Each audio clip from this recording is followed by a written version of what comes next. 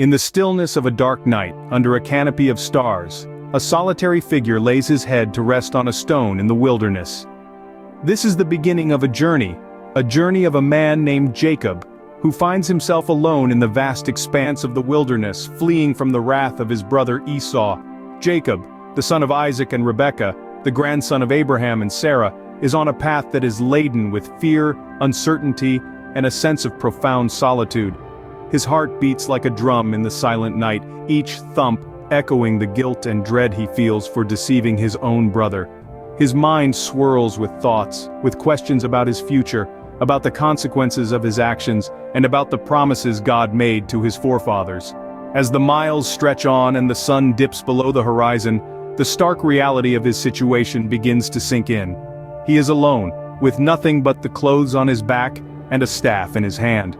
He is far from the comforts of his mother's tent, far from the familiar surroundings of his home, and far from the brother he had wronged. But amidst the fear and uncertainty, there is also a spark of hope. For Jacob is not just any man, he is the bearer of the birthright, the holder of the blessing, the inheritor of the promise made by God to Abraham. In the realm of dreams, where realities intertwine, Jacob finds himself in the presence of a sight beyond human comprehension. Here, in this land of slumber and shadows, a vision unfolds that defies the limits of earthly understanding. Imagine, if you will, a ladder.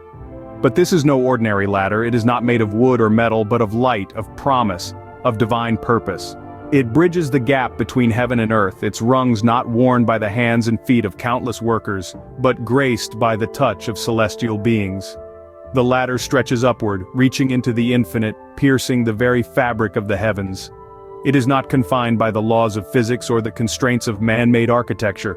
It is as grand as it is mystifying, a conduit between the temporal and the eternal. Upon this celestial ladder, angels ascend and descend, their forms shimmering with ethereal light. They are not merely messengers of God, they are his divine servants traversing the path between the heavenly and earthly realms.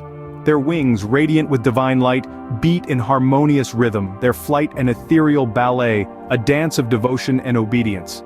The sight is as awe-inspiring as it is humbling, for this is not a vision meant for mortal eyes, but for the eyes of the spirit, the eyes of the soul. Yet it is Jacob who is chosen to behold this spectacle, to bear witness to this divine revelation. As the dream continues to unfold, the grandeur of the ladder and the mystique of the angels are but a prelude to a greater revelation. Atop the ladder, a figure radiates with divine light. This figure, shrouded in celestial brilliance, commands the dream. It is no less than the voice of God himself, echoing through the celestial expanse, his words reverberating through the fabric of existence. Atop the ladder, a figure of divine radiance commands the dream, the voice of God echoing through the celestial expanse. In the silence of the dream, the voice of God resonates, echoing with a promise that will shape the destiny of a nation. The promise, like a gentle whisper yet powerful enough to penetrate the vastness of the cosmos, reaches Jacob in his slumber. A promise not only to him but to generations yet unborn. Jacob, lying on the barren ground with a stone for a pillow, is given a vision of a future filled with possibilities. God promises that his descendants will be as numerous as the dust of the earth.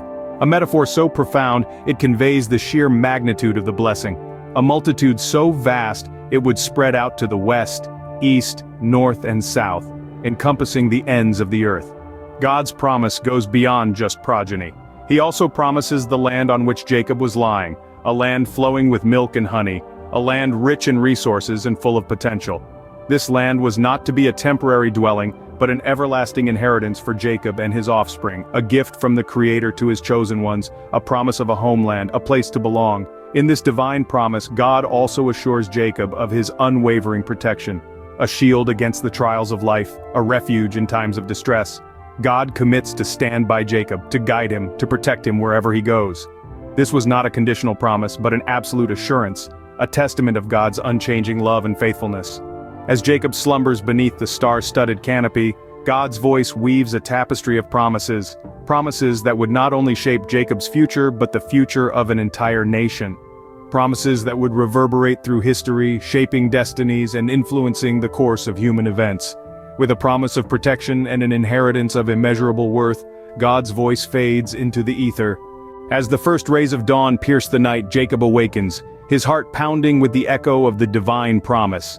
His eyes still carry the remnants of the celestial vision, his mind reeling from the grandeur of the divine encounter. He sits up, the stone that served as his pillow, now a symbol of his sacred communion with the Almighty.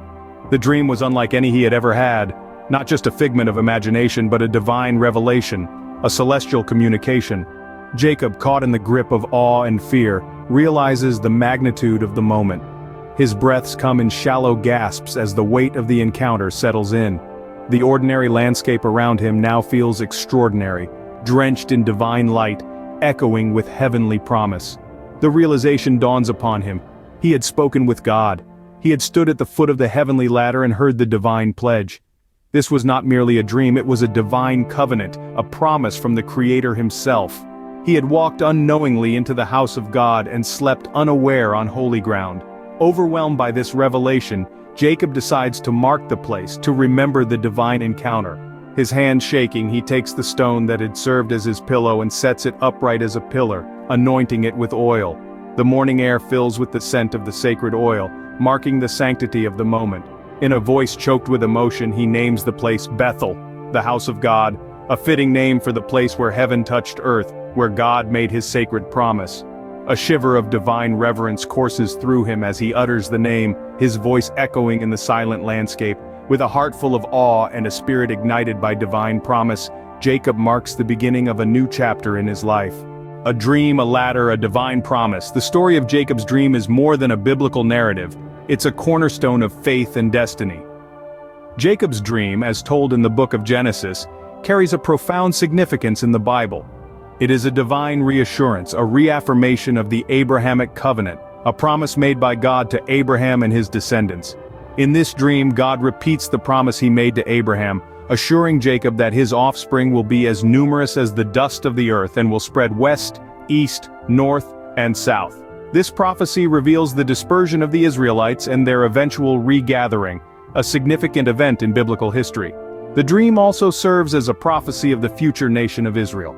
God's promise to Jacob sets the stage for the formation of the 12 tribes of Israel, each one descending from one of Jacob's 12 sons. This dream is a pivotal point in the biblical narrative, marking the beginning of God's chosen people and their journey through history.